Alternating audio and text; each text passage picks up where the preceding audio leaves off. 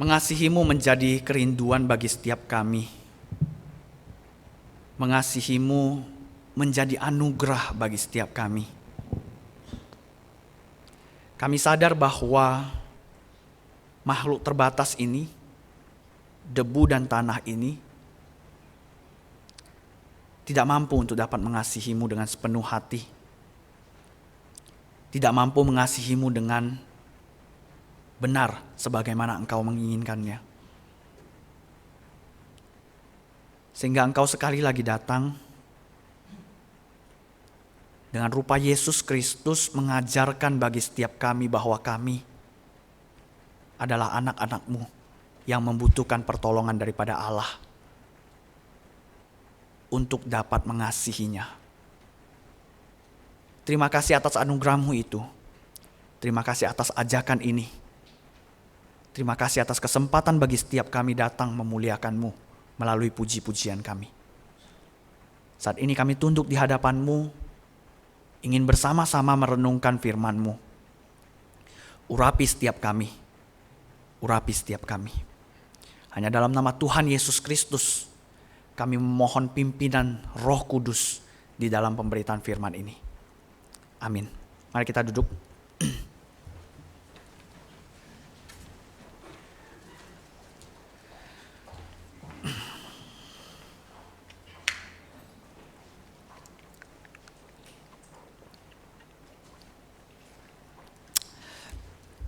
Semua orang sependapat bahwa agama mengajarkan hal yang baik.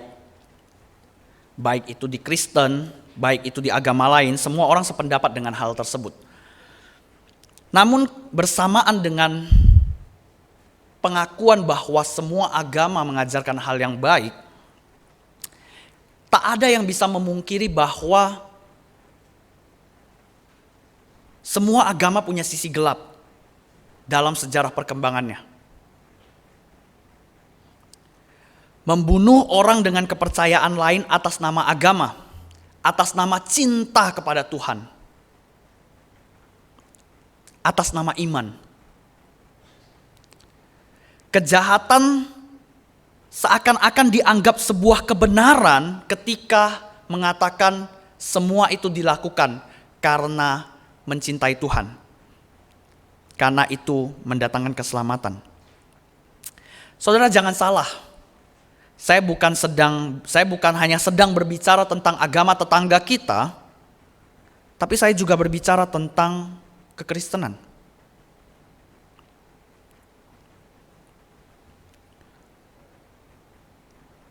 Kekristenan juga pernah melakukan hal yang sama. Perang salib pada abad yang ke-11 menjadi buktinya. Menjadi bukti bahwa orang-orang Kristen pernah melakukan hal yang sama. Orang-orang dipaksa pada saat itu memilih dua agama yang ada. Apakah Kristen atau Islam? Kalau dia memilih Kristen ketika dia bertemu dengan orang Islam, maka dia akan langsung dibunuh. Dan sebaliknya, kalau dia memilih Islam saat dia bertemu dengan orang Kristen, dia juga akan disiksa dan dibunuh.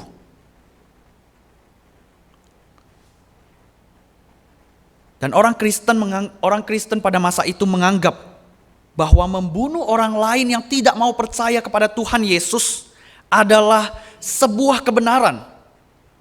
Orang Kristen pada saat itu meyakini bahwa membunuh orang-orang yang tidak mau percaya kepada Tuhan Yesus itu adalah bukti bahwa dia mencintai Tuhan, mengasihi Tuhan. Luar biasa, bukan? Tapi mengapa ada pemikiran sebodoh ini? Atau mengapa ada pikiran sesembrono ini terjadi di kalangan orang Kristen? Mari kita sama-sama membuka satu bagian firman Tuhan yang diambil dari Injil Markus pasalnya yang ke-12.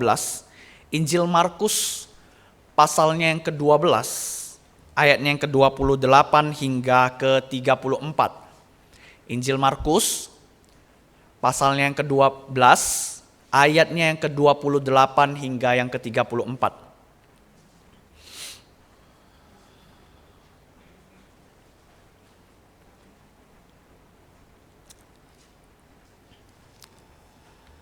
Lalu seorang ahli Taurat yang mendengar Yesus dan orang-orang Saduki bersoal jawab dan tahu bahwa Yesus memberi jawab yang tepat kepada orang-orang itu, datang kepadanya dan bertanya, "Hukum manakah yang paling utama?" Jawab Yesus, "Hukum yang terutama ialah, dengarlah hai Israel. Tuhan Allah kita, Tuhan itu Esa. Kasihilah Tuhan Allahmu dengan segenap hatimu dan dengan segenap jiwamu dan dengan segenap akal budimu dan dengan segenap kekuatanmu. Dan hukum yang kedua ialah kasihilah sesamamu manusia seperti dirimu sendiri. Tidak ada hukum lain yang lebih utama daripada kedua hukum ini." Lalu kata ahli Taurat itu kepada Yesus, "Tepat sekali guru, benar katamu bahwa dia itu Esa dan bahwa tidak ada yang lain kecuali dia. Memang mengasihi dia dengan segenap hati dan dengan segenap pengertian dan dengan segenap kekuatan dan juga mengasihi sesama manusia seperti diri sendiri adalah jauh lebih utama daripada semua korban bakaran dan korban sembelihan." Yesus melihat bagaimana bijaksananya jawab orang itu. Dan ia berkata kepadanya, "Engkau tidak jauh dari kerajaan Allah." Dan seorang pun tidak berani lagi menanyakan sesuatu kepada Yesus.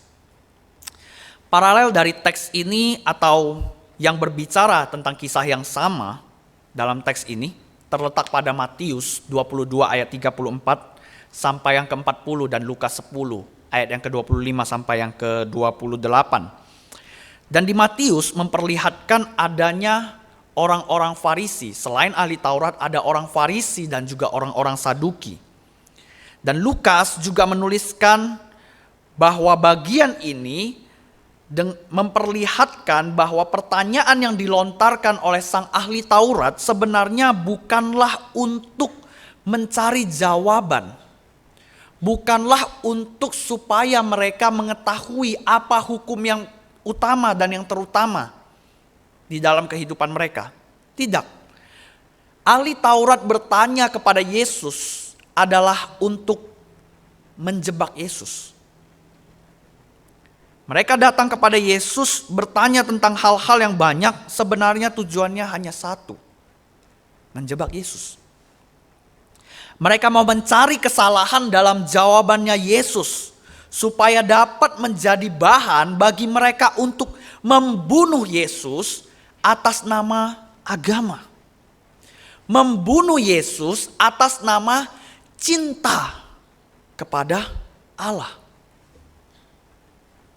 Dan sekali lagi kita melihat bahwa Yesus sama sekali tidak terjebak dengan apa yang disampaikan atau apa yang ditanyakan oleh ahli Taurat. Yesus menjawab dengan tepat dan mereka sekali lagi gagal menjebak Yesus. Namun Bapak Ibu yang dikasihi oleh Tuhan, ada satu hal yang menarik dalam jawaban yang disampaikan oleh Yesus ini. Seperti yang kita tahu bahwa Yesus menjawab mereka dengan apa yang hari ini kita sebut dengan Shema Israel atau dengarlah hai Israel, perhatikanlah hai Israel. Ketika kita membandingkannya dengan Shema Israel ketika pertama kali disampaikan di zaman Musa, kita melihat bahwa apa yang disampaikan oleh Yesus terdapat kata yang baru yang tidak ada di dalam Ulangan 6, yakni dengan segenap akal budimu. Dengan segenap akal budimu. Secara bahasa tentu ini adalah berbeda. Tentu ini hal yang baru. Tapi secara makna sebenarnya keduanya merupakan hal yang sama. Berbicara tentang hal yang sama. Mengapa demikian? Saudara, ketika kita melihat Alkitab atau ketika membaca benar-benar isi Alkitab, kita harus menyadari bahwa Allah berbicara di dalam zaman yang berbeda, di dalam kondisi yang berbeda, di dalam konteks yang berbeda. Dan Allah menyesuaikan hal tersebut supaya manusia mengerti apa yang Allah maksud. Saya beri contoh sederhana. Seperti ini. Ketika di bank, Pak Wawi saya pinjam nama ya. Ketika di bank, Pak Wawi bertemu dengan karyawannya atau kita sebut saja Memo. Beliau bertemu dengan Memo dan ketika bertemu dengan Memo, Pak Wawi bertanya, berapa profit kita hari ini? Memo mengerti? Mengerti ya? Paham ya? Paham. Memo paham apa itu profit dan apa yang sedang ditanyakan oleh Pak Wawi.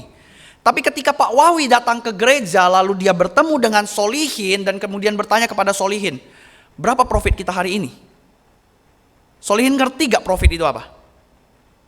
Gak mengerti. Di dalam satu zaman yang sama, kita masih berada dalam satu zaman yang sama. Tapi di tempat yang berbeda, di dalam konteks yang berbeda, di dalam latar belakang yang berbeda, di dalam pendidikan yang berbeda, kita bisa menggunakan bahasa yang berbeda untuk dapat menggambarkan sesuatu yang sama, bukan? Sama halnya ketika Allah berbicara kepada Israel di zaman Musa dan ketika Yesus berbicara kepada umat di zaman perjanjian baru, itu sudah berbeda sangat jauh. Dan Allah menyesuaikan itu supaya mereka mengerti. Supaya mereka mengerti bahwa apa yang dimaksud oleh Allah di masa Musa dengan segenap hati, dengan segenap jiwa, dan dengan segenap kekuatan, itu sebenarnya sedang berbicara bahwa mengasihi Allah dengan seluruh hidup kita. Mengasihi Allah dengan seluruh aspek yang ada dalam hidup kita. Dan ketika kita berpindah di zaman perjanjian baru, kita akan melihat bahwa kita akan melihat bahwa zaman itu sudah ada yang namanya filsafat. Sudah ada yang namanya filsafat dan cabang-cabang ilmu lainnya. Dan kita tahu bahwa filsafat ketika dijunjung pada masa itu, mereka mengakui bahwa manusia bukanlah manusia ketika dia tidak berpikir. Tidak asing bukan? Manusia tidak dapat disebut manusia ketika dia tidak berpikir. Atau bahkan ada yang lebih keras mengatakan bahwa manusia adalah monyet yang berpikir. Yang membedakannya dari makhluk selain manusia adalah berpikir. Dan ketika itu, konsep itu berkembang luas di zaman itu, berkembang luas di kalangan orang-orang pada masa itu. Mereka mengakui bahwa keseluruhan hidup manusia baru dapat diakui manusia ketika mereka berpikir. Lalu Yesus mengadaptasi hal itu dan kemudian menyampaikan firman yang sama kepada kita. Apa hukum terutama dan yang paling utama? Yaitu mengasihi Allah dengan seluruh aspek hidup kita. Dengan seluruh aspek hidup kita. Yakni apa? Dengan segenap akal budi kita. Dan ketika kita melihat bahwa sebenarnya orang-orang pada masa itu paham, mengerti dengan apa yang dimaksud oleh Tuhan Yesus. Mereka tahu bahwa apa yang dimaksud Tuhan Yesus sebenarnya sama dengan apa yang ada pada kitab Musa, pada awal-awal, pada leluhur mereka, itu sebenarnya sama. Apa buktinya? Itu sama. Kita bisa melihat jawaban daripada ahli Taurat di ayat yang ke-32 dan ke-33. Memang benar, tepat sekali guru mengasihi dengan segenap hati dan dengan segenap pengertian. Mereka paham bahwa apa yang dimaksud oleh Musa dan apa yang dimaksud oleh Yesus sebenarnya sama. Yakni mengasihi Allah dengan seluruh aspek hidup mereka. Tapi mengapa harus menambahkan kata tersebut? Sekali lagi Bapak Ibu yang dikasihi oleh Tuhan, ketika Yesus menambahkan hal tersebut, Yesus melihat konteks pada saat itu bahwa mereka mengakui pikiran sebagai, mereka sudah mengetahui bahwa pikiran adalah ciptaannya Allah kepada manusia, yang membawa manusia untuk dapat menjadi manusia seutuhnya adalah ketika mereka menyatukan semuanya. Manusia bukanlah hanya makhluk sosial, bukan hanya makhluk sosial, tapi manusia juga makhluk berpikir.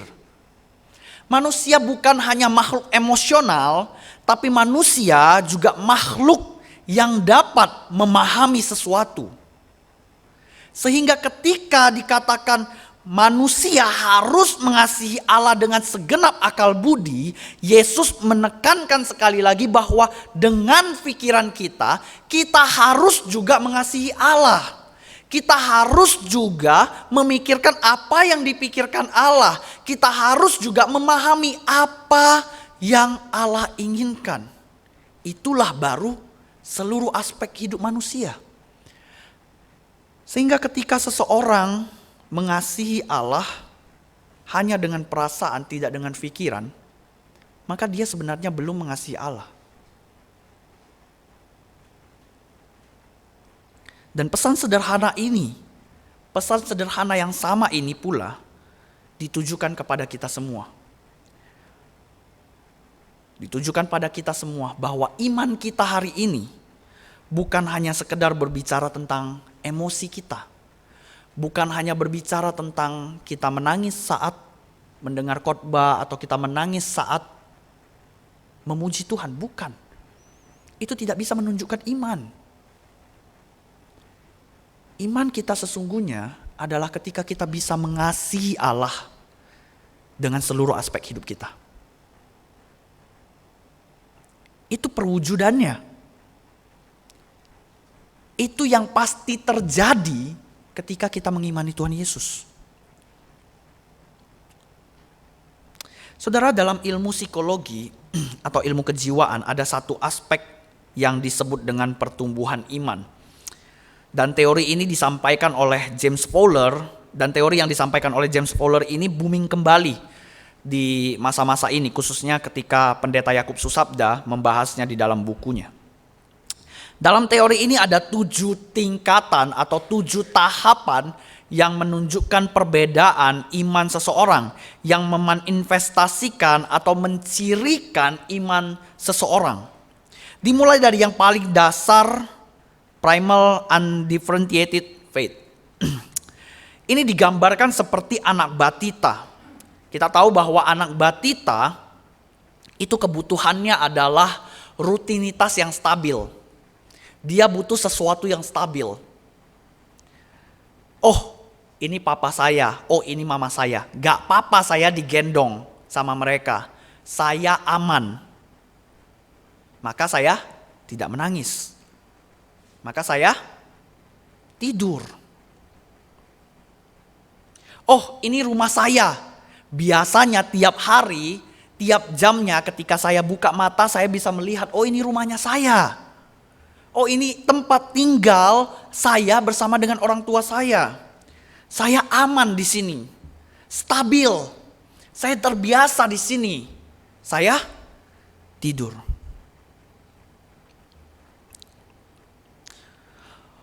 Oh ini ruangan ber-AC yang tiap minggunya saya datang. Yang tiap hari Minggu saya datang bersama dengan orang tua saya.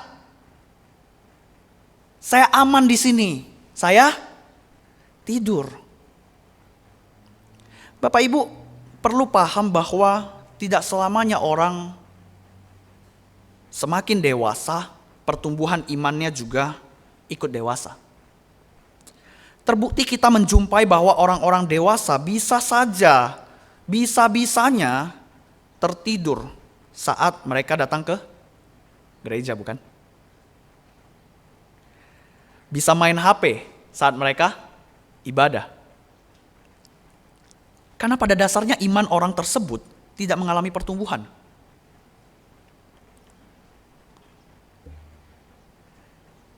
Dia bisa tetap datang ke gereja, bisa, sangat bisa. Orang seperti ini bisa tetap datang ke gereja.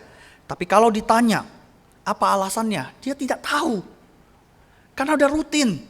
Tiap minggu datang ke gereja, tiap minggu ikut ibadah. Kalau enggak ikut ibadah hari Minggu, rasanya aneh aja dalam diri kita. Rasanya aneh aja perasaan ini. Inilah ciri daripada orang yang berada masih di tahapan iman ini. Dan James Fowler mengatakan bahwa ini sebenarnya masih di tingkat 0. Tahap 0. Atau bisa dikatakan bahwa sebenarnya imannya belum ada.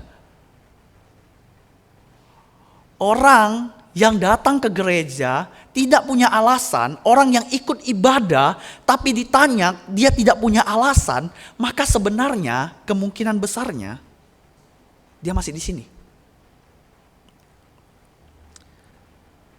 Dia tidak punya alasan, hanya menjalani rutinitas. Naik sedikit di tahap yang pertama. Orang-orang pada tingkatan ini sudah memiliki jawaban. Tapi jawabannya, alasannya itu berkaitan tentang dirinya. Bukan tentang Tuhan. Imannya itu sifatnya egosentris. Datang ke gereja karena apa? Bukan karena nyari Tuhan. Karena apa? Karena saya bisa nyanyi jadi singers. Saya bisa berlatih berbicara di depan. Saya bisa main musik. Saya suka semua itu. Makanya saya datang ke gereja. Alasannya apa? Alasannya karena saya suka. Saya suka melakukan sesuatu ini dan kemudian gereja memberikannya kepada saya. Maka saya datang ke gereja. Dia datang ke gereja punya alasan. Tapi alasannya itu bersifat egosentris. Dirinya. Apa yang saya suka, itu yang membuat saya datang ke gereja. Apa yang membuat saya senang berada di GKY, itu yang membuat saya di GKY. Bukan karena dia menjumpai Tuhan, dia mengalami pertumbuhan iman, bukan. Karena saya suka aja datang ke GKY. Saudara, hati-hati, karena banyak orang Kristen yang juga memiliki alasan yang serupa.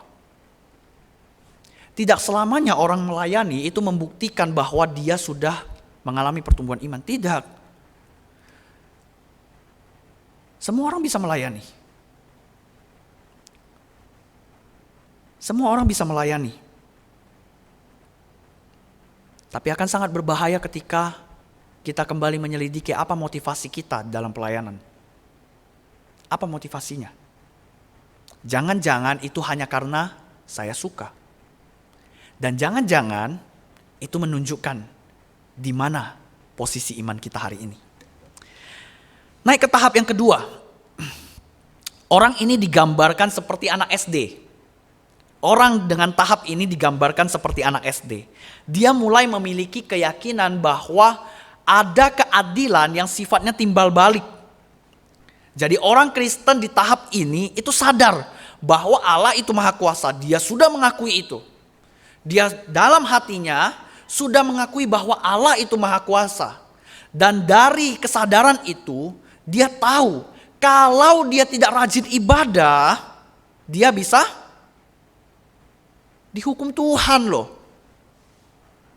Jadi ketika dia datang ke ibadah, datang ke gereja, untuk apa? Supaya berkat Tuhan melimpah.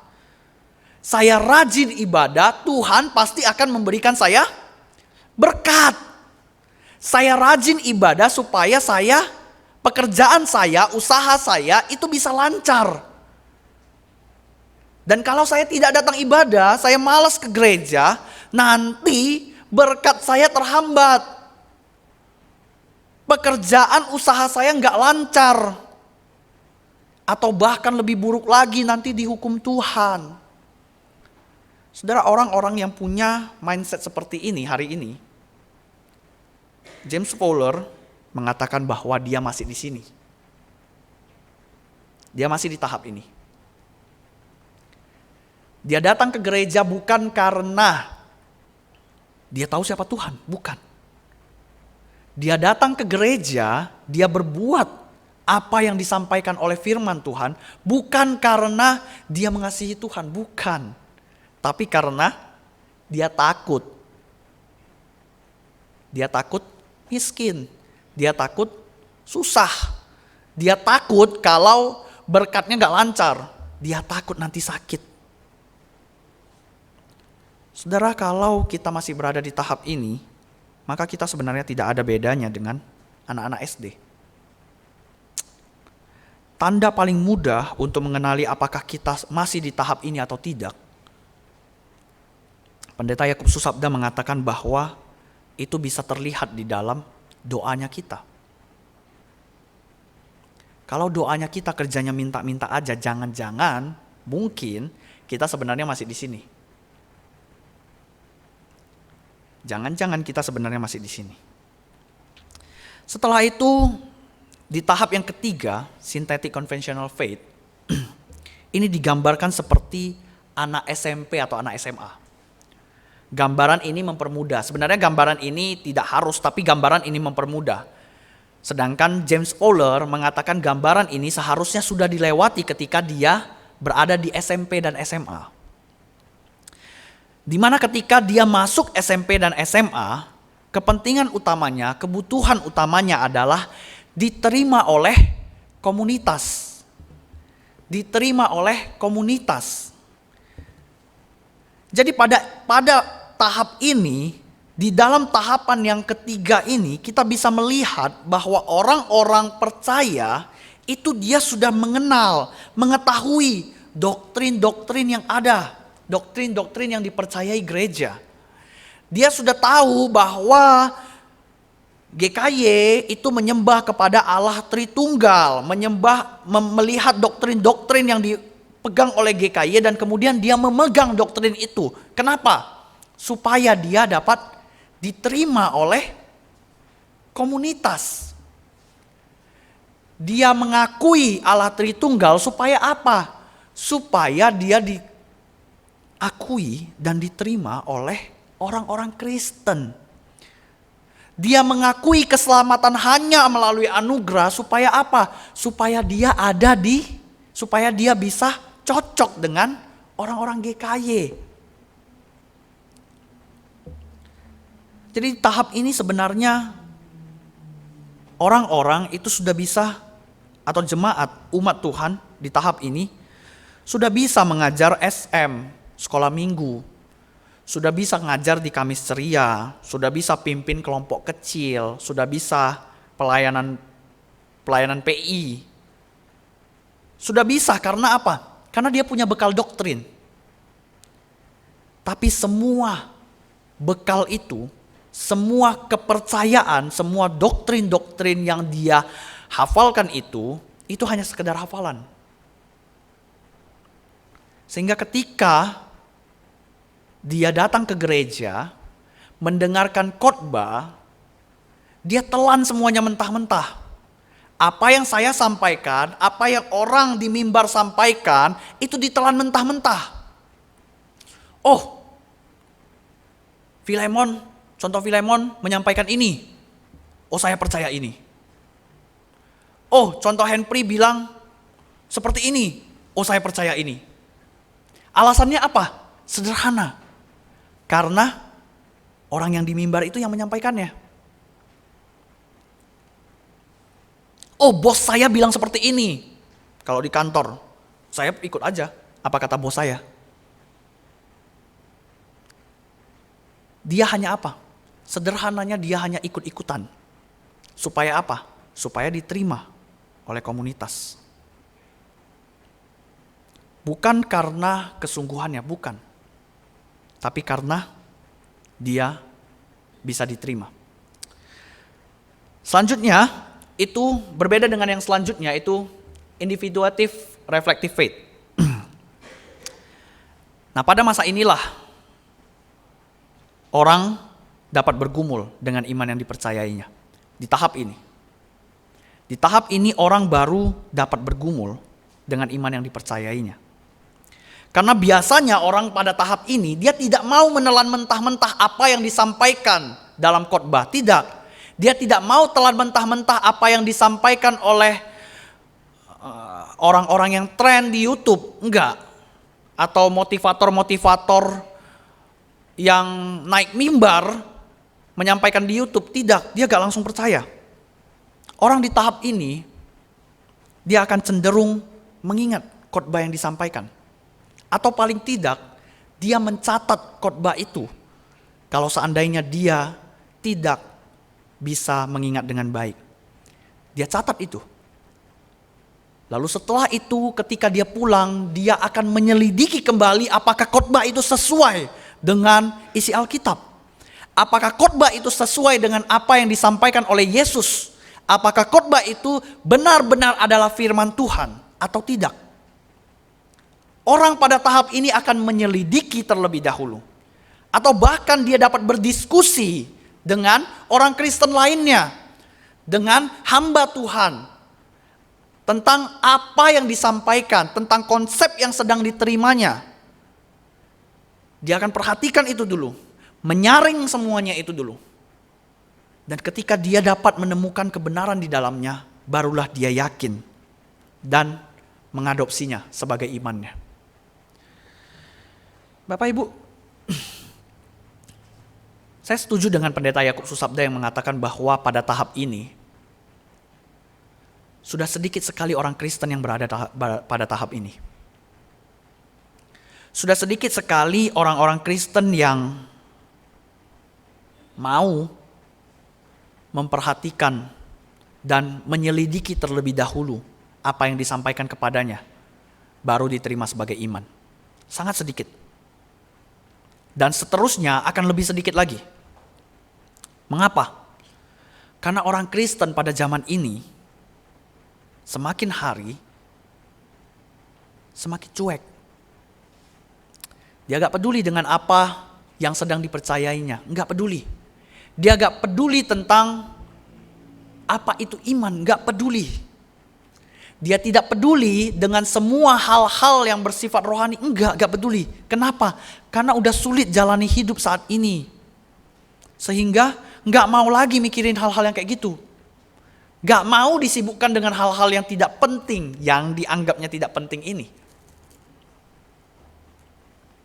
Padahal berulang kali kita baca bahwa Paulus mengingatkan setiap jemaat untuk berhati-hati. Banyak pengajar sesat. Banyak sekali pengajar sesat. Bahkan kalau kita melihat bersama-sama di Galatia, Paulus mengatakan dengan begitu terbukanya bahwa mereka, jemaat Tuhan, orang-orang Kristen, begitu mudahnya, begitu cepatnya berbalik dari Tuhan Yesus. Kalau kita tidak memikirkan ulang, bagaimana mungkin kita bisa tahu apa yang benar dan apa yang sesat? Kalau kita hanya menelan mentah-mentah khotbah semua orang di mimbar atau semua orang yang ada di YouTube, bagaimana mungkin kita bisa memiliki iman yang benar? Dan kalau kita tidak bisa memiliki iman yang benar, bagaimana mungkin kita mengasihi Tuhan yang benar? Kalau kita tidak menggunakan akal kita dan hanya menggunakan perasaan kita, maka setiap kali khotbah yang buat kita nangis, kita anggap itu sebagai kebenaran. Setiap kali pujian yang disampaikan, yang dilantunkan, dan kemudian buat kita terharu, hati kita tersentuh, maka kita anggap itu kebenaran. Kalau kita tidak menggunakan akal kita untuk belajar kebenaran firman Tuhan, bagaimana kita mungkin menyebut diri kita mengasihi Tuhan dengan seluruh hidup kita? Jangan-jangan Yesus yang kita kenal sebenarnya bukanlah Yesus yang ada dalam Alkitab. Jangan-jangan Yesus yang kita percayai hari ini adalah Yesus yang disampaikan dalam khotbah-khotbah di mimbar. Jangan-jangan Yesus yang kita percayai adalah Yesus yang dipercayai oleh gereja tertentu, yang gak tahu apakah itu Yesus yang tepat sesuai dengan firman Tuhan atau tidak. Mengapa? Malas. Begitu malas. Begitu malas. Tidak ingin mencari kebenarannya. Tidak ingin menyelidiki dalam-dalam dan kemudian menemukannya.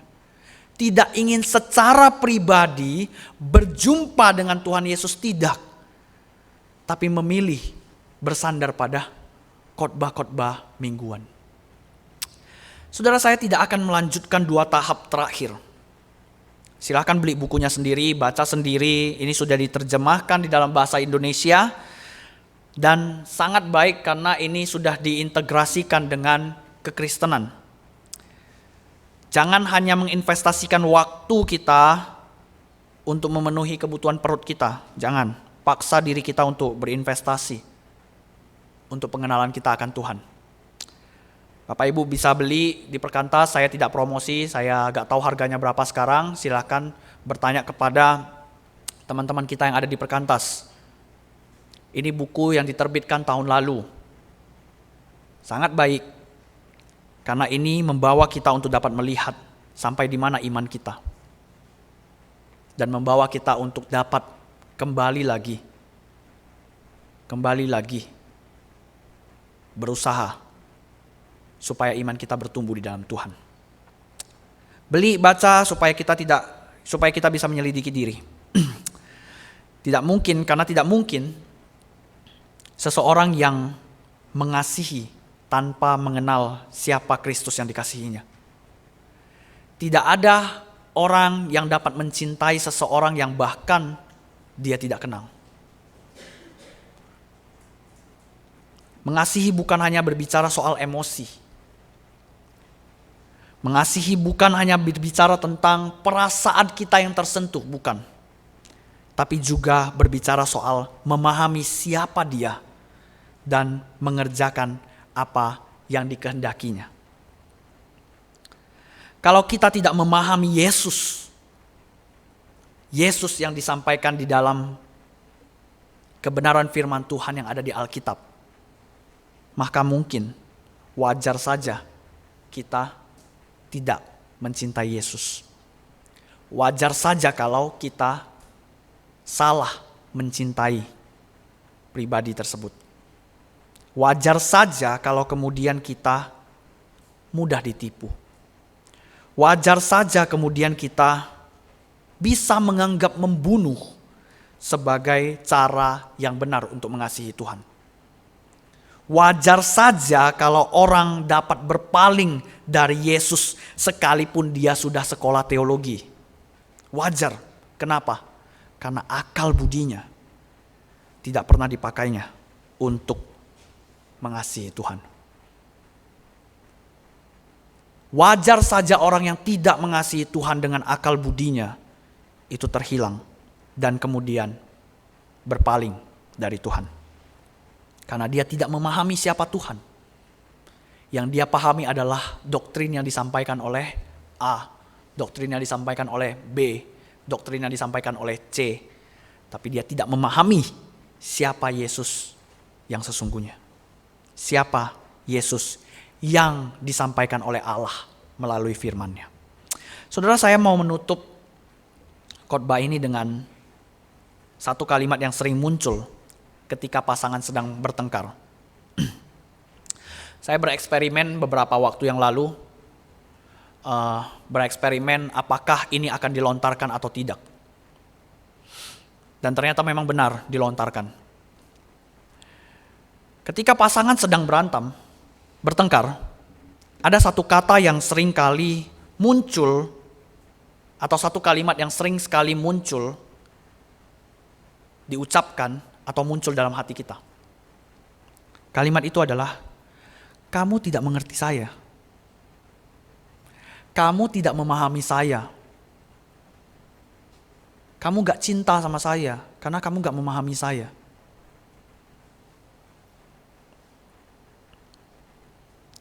Kita sadar bahwa memahami adalah bagian yang sangat penting dalam mengasihi seseorang. Kita paham itu. Kita paham. Kita sangat ingin orang yang mengasihi kita itu memahami kita. Bukan hanya kita nangis dan kemudian dia ikut nangis, bukan. Tapi dia bisa memahami kondisi kita. Kita mau itu ketika kita merasakan kasih dari pasangan kita. Kita sangat ingin atau kita merasakan kasih yang seutuhnya ketika pasangan kita memahami kita, bukan?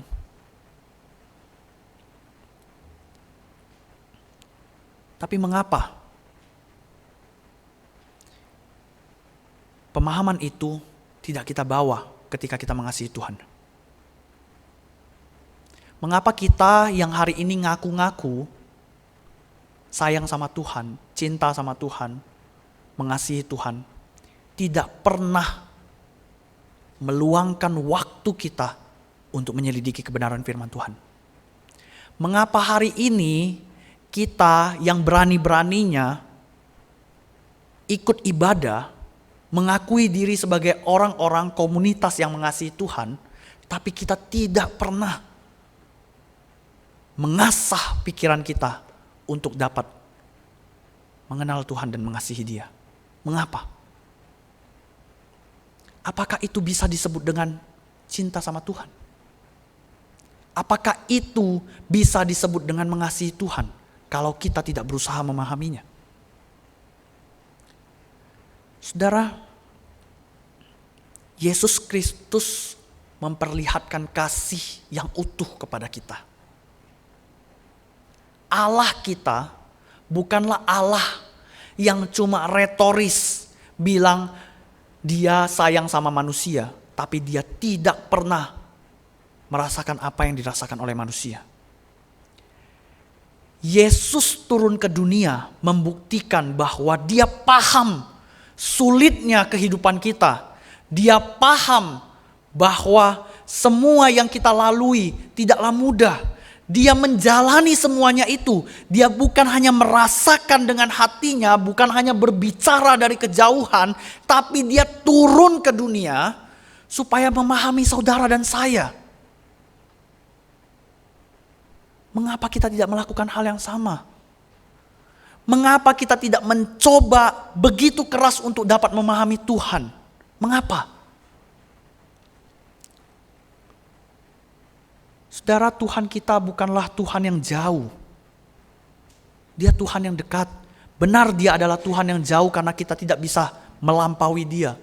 Tapi dia juga adalah Tuhan yang dekat. Yang bersedia untuk saudara dan saya kenal. Yang bersedia untuk saudara dan saya selidiki. Yang bersedia untuk saudara dan saya intim dengan dia. Dia bukan Tuhan yang harus kita pakai pengeras suara supaya dia dengar di atas. Enggak. Dia adalah Tuhan yang sangat dekat dengan kita. Supaya apa? Supaya kita semua bisa intim dengan dia. Mengasihi dia. Dengan memahaminya. Dengan mengerti dia. Kalau Tuhan itu sangat jauh, maka mungkin saja kita tidak bisa memahaminya. Mungkin saja akal budi kita gak akan sampai kepada dia. Tapi di dalam serpihan-serpihan yang telah disampaikannya melalui firman-Nya, melalui inkarnasinya, melalui Yesus Kristus, melalui keberadaannya hari ini di tengah-tengah kita melalui karya Roh Kudus, maka kita sangat intim bukan dengan dia? Maka sebenarnya itu adalah kesempatan bagi kita untuk menggunakan akal budi kita, menggunakan hikmat bijaksana kita, menggunakan semua pengertian yang Tuhan ciptakan di dalam kepala kita Supaya apa? Supaya itu membawa kita semakin mengasihi Dia. Semakin utuh di dalam mengasihi Tuhan. Mengasihi bukan hanya berbicara soal emosi, bukan. Tapi juga berbicara soal memahami siapa orang yang kita kasihi. Siapa pribadi yang kita kasihi. Siapa Yesus yang kita kasihi. Dan dengan memahaminya, kita dapat mengerjakan apa yang dikehendaki Tuhan. Mari kita tundukkan kepala kita.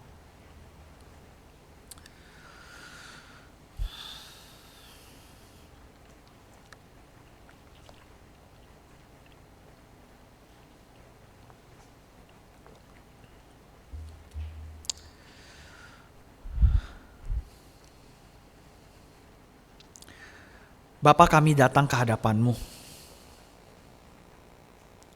Melihat realita kehidupan kami, begitu mudahnya bagi setiap kami untuk dapat menjadi seorang Kristen. Hanya sedikit proses yang diperlukan agar kami memiliki KTP seorang Kristen.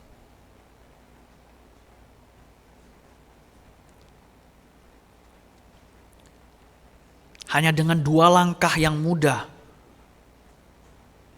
bangun dan kemudian berjalan ke gereja, kami bisa menyebut diri kami Kristen. Realita ini membuat kami terkadang kabur melihat kebenaran siapa seorangnya Kristen. Realita ini